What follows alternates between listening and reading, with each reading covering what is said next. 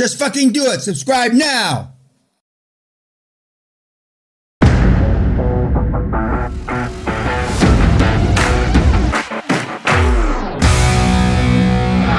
You don't get it.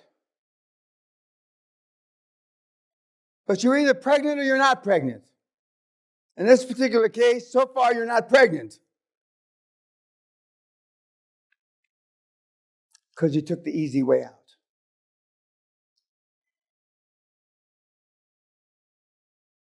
Now, hope swings a turn, and hope's not a strategy, but I'm hoping the other cases that you have some substance.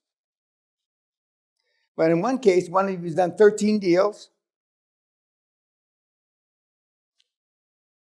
This was the 13th deal, right? Or the 9th, okay. So that means you did 4 more, not like that one, like the first 8. Okay, well, we'll soon find out, won't we? Guys, now, I'm rarely at a loss for words, but and normally it gives a flavor for where we're going. And right now, so far the deals that were presented were all horseshit.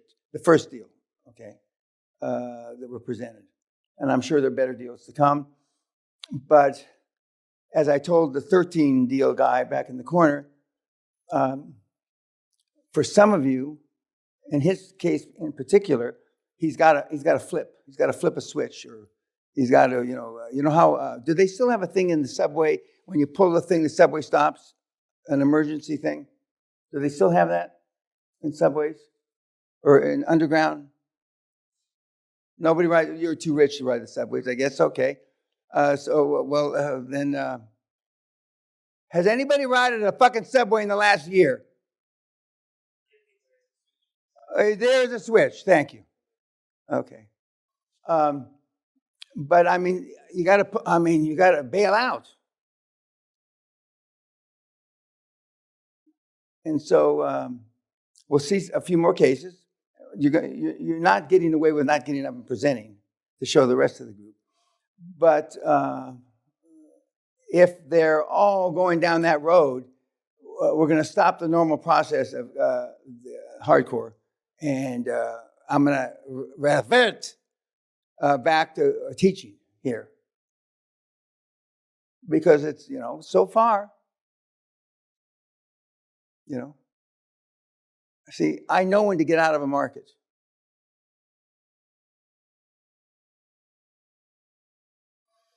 Any questions before we have a presenter?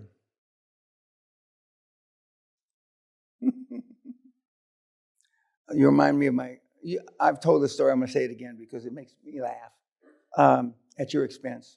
When I taught university in 93, 94, a full year, I taught at the university you got to explain about, where I went and graduated, with honors, I might add. And we had a class where you had to compete to get in my class. You had to write an essay, and then the dean picked the top guys and gals to be in my class. And I stopped by the dean's office. He wanted to see me before the semester started, about a week before. So I stopped by his office. We were going to have lunch. He said, Dan, I got to take this call. But if you want to see the kind of people that are going to be in your class, the stack of essays are on my desk. Feel free to read them. So I picked up the first couple. And I went through 5 or 6. And he came back in, Dean Hosick was his name. Dean, I said, are these the losers? No, those are the winners. I said, no fucking way. Anyway, so class opened up, and the first day of class was 331 students in a big amphitheater. And the last day of the class, this was in September, the last day of the class, which was in June, there was 13 students. 13.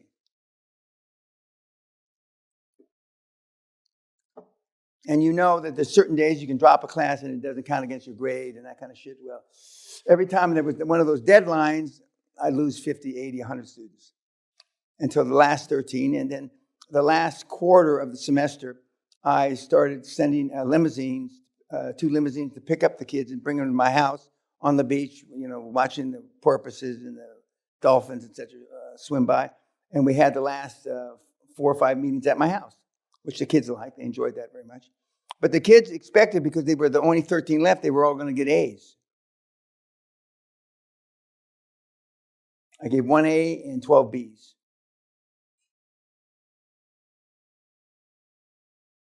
So I know what it is not to be able to get the message across. And I had kids, I gave pop quizzes, mandatory attendance, all the things that were, 25 years ago, that was not popular. 30 years ago, that was not popular. So I would assume now it's even less popular, right? But 13 of the kids made it through the course. And by the way, all of them are successful people now, mature adults in their early 50s. Let's start with net scum. How many of you know how to calculate EBITDA? Raise your hand.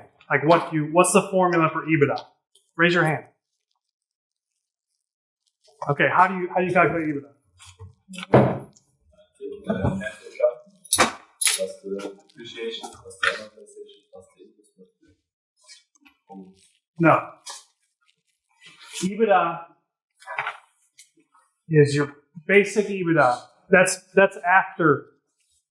all the stuff that comes after EBITDA. Earnings before interest, taxes, depreciation, and amortization. So you're taking your revenue minus your expenses to get your EBITDA. And that's what people call profit. But I think what he said was correct. It's also you can reverse calculate it by adding it back from the net income. Sure.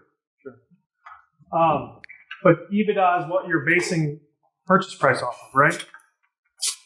So you've got to know how to calculate that. So what I'm doing is I'm going to go through a deal. The first terms and the first way that we're doing the deal, the asking price of $6 million. This deal is shit. It's internet, so you wouldn't buy it anyway. And 2, there's a couple things that you can see right off the bat that are wrong with the deal and why you wouldn't do it. So I'll go through the waterfall or the financial statement of how it works in a basic way. So they're asking $6 million for this company. This business is it's practice tests and studying and quizzes for the GMAT. Some guy created a website as a low-cost alternative to studying for the GMAT. If you go anywhere online to study for the GMAT for practice materials, you'll get a $100 a month option to buy and study for the GMAT. And then there's another test that has materials for as well. But this option is $5 a month for the lowest tier, $12 a month for their highest tier.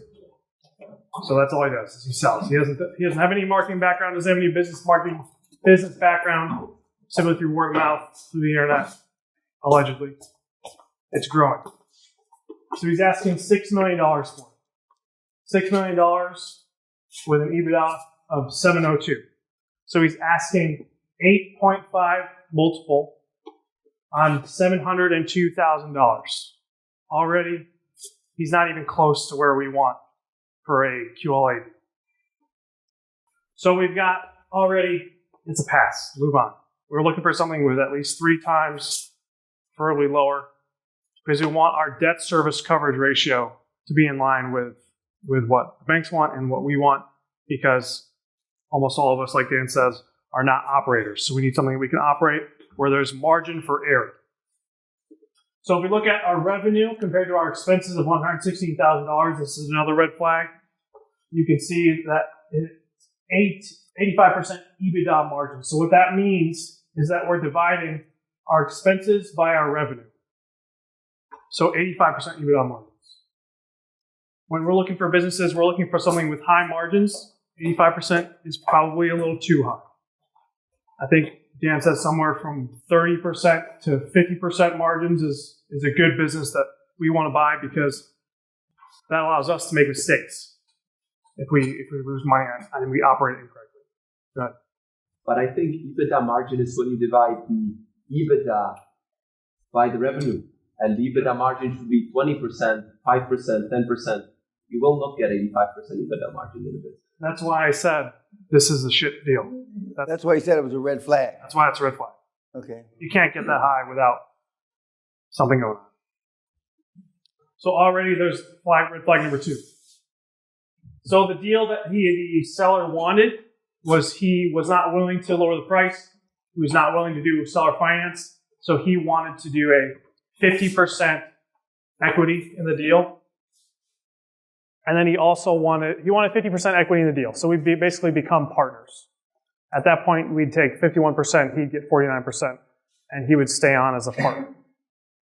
Already a no-go. So if we look at that, we would get a loan for $3 million. Some numbers we put on it was a 15-year AM at 8%, which gives us an annual loan payment of $344,000. So again, remember, we bought only 50% of the business. So we're only getting half of this EBITDA right here. So what that works out to is $351,000 in EBITDA for us. And we also have a loan, $3 million loan on it.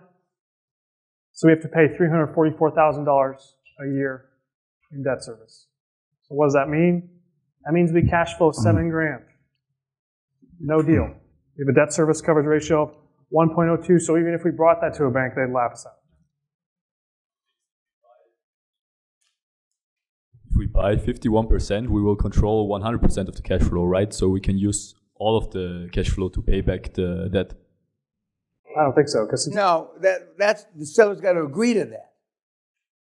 They don't just all fall over and bend over and spread their cheeks and say you can have 100% of the cash flow. That has to be a negotiated point that you won't waver from. But it doesn't always happen. And in this case, the guy said, fuck off. Or words to the effect. Yeah. Which percentage of the company do I need to own so that I can always control 100% of the cash flow? Well, it's part of the purchase agreement. You can have 1% of the company and control 100% of the cash flow if it's part of the purchase and sales agreement. It has nothing to do with how much you own. It's how much the moron agrees to allow you to control. There's people that buy businesses at 1% and control 100% of the company. Everybody understand that? It's what they agree to in the purchase and sales agreement or whatever the purchase document that you're signing or agreeing to, wherever it is in the world. This deal is so bad, I didn't even get to that thought process. I didn't even get to that point. So if you have a deal where it's 50-50, move on. Okay, so here's a scenario where this deal would work, aside from the fact that it's an internet business. Again, our revenue, expenses, EBITDA, 701,952, 100% seller finance. If we were to take it and get a note from the seller, we'd buy it for a 3x multiple. So we'd buy it for $2.1 million. Same terms, 15-year AM, 8%, which means we'd have a debt service of $240,000, which gives us a cash flow of $461,000. So at that point, we'd have a debt service coverage ratio of 2.9, and the deal pencils at that point. But we're, $4 million away from that purchase price. So that's a no deal for us. As I told the group when I was listening to them, and I've said this before, Sal and I were one of the first to be in the internet scum business in the late 90s, and we were one of the first to spend $10 million in advertising money with Google, and then we were one of the first to spend $100 million a year in advertising in Google. And virtually at the $100 million level, virtually all the people that they meet in Vegas, et cetera, et cetera. I went to just one meeting. They were all porn guys. There's the only anybody that was spending $100 million in the late 90s, early 2000s were porn guys, and a couple of gals for advertising. And and for every dollar they spent on advertising, contrary to the current models, they expected $5 in revenue back, which is virtually unheard of. In fact, since then, I haven't heard anybody or met anybody that ever even, the number resembled that. It was called a FIFER, $5 for everyone we spent. Go ahead. I mean, that's basically it. The first one was, the deal doesn't work. The second one, that looks like more of a viable option. Raise your hand if you know how to calculate debt service coverage ratio. Okay, how do you calculate? I'll take the free cash flow, and I divide the rate that I have for the debt by the free cash flow. I don't think so. What do you mean? What rate? Well, let's say I have to pay a rate of, let's say 1 million a year, and I have a free cash flow of 2 million a year. So then the debt coverage ratio is 2. Right.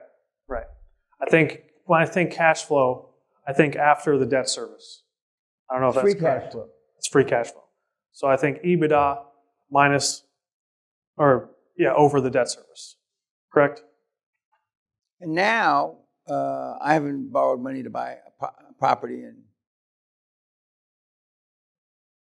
39 years. But there used to be a ratio that your salary had to be so many times your house payment or your real estate payment. And when I was doing it, your salary only had to be like 3 times more than your payment. And what is it now? What?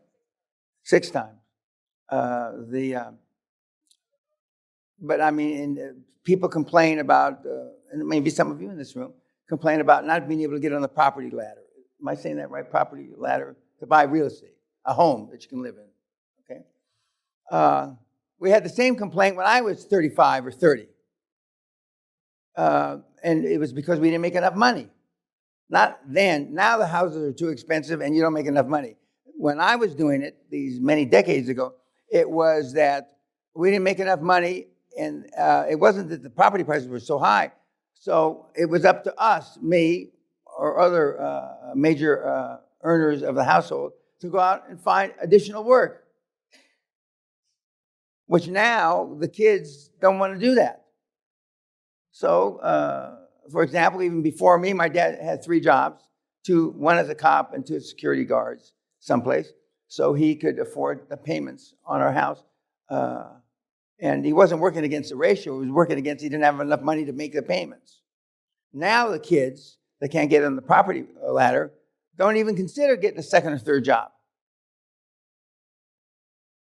So it's the same complaint, but the current marketplace or the market for the gen, whoever they are, is that they won't get additional jobs. And if you go back in the statistics to the late 1800s, it was no different. Except now the whining bitches whine more because they're not willing to go out and get a 2nd or 3rd job. Now, it was easier when you were involved in sales, which I've always been involved in some sort of sales. And that's why I, to this day, when I look for people that are going to sell and market, I look, are they willing to go on a commission basis only? I haven't interviewed anybody in 10 years that was willing to take a sales position commission only. The obvious reason is they're worried that they can't perform. Yet, so in this business, somebody's selling something to somebody on the internet. And we bought a few of these businesses. I told the group how we bought a business from one of you 30 years ago, 27 years ago, where we bought it for $1 from one of the kids who was on the internet, and we allowed him, if we earn money like you say we're going to earn, you can claw back at various hurdle rates, 5, 10, 15, 20%. He only clawed back to the 5% level, although he was trying to sell it to us at the 50% level. And when they're desperate enough, and there are people desperate enough today in this economic environment, that will take that deal, even though they don't believe they're really going to get up to the 40 or 50%. But 5% is better than nothing. Any questions? Yes, sir. What was the motivation? He wanted to just focus on other projects. It wasn't very clear. That's what they always say. It's like when the politicians resign and they're really being thrown out, they say that we're going to spend more time with their family.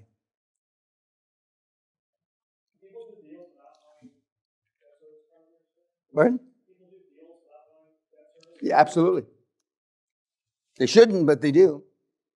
During the Corona period, we had kids, maybe even somebody in this room, that was able to get money from a bank, commercial lending, without meeting the banker.